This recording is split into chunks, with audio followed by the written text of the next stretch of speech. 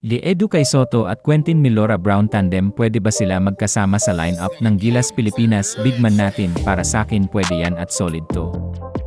Ito ay prediction ko lang ito, posible at may malaking potensyal ang tandem nina Liedu kay Soto at Quentin Milora Brown sa Gilas Pilipinas.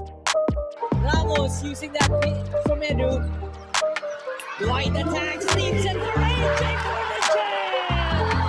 Goes up, goes inside, Edu misses, second effort, third chance, AJ. Can get comfortable, AJ Edu from deep, that's gone! Ramos, oh, got Soto with a throwdown! Nice running, Soto fake, Soto, good work! Of the opening quarter. And here's Torculas, he drives, and nice pass to Quentin Lopez, tough shot. And then UNB with a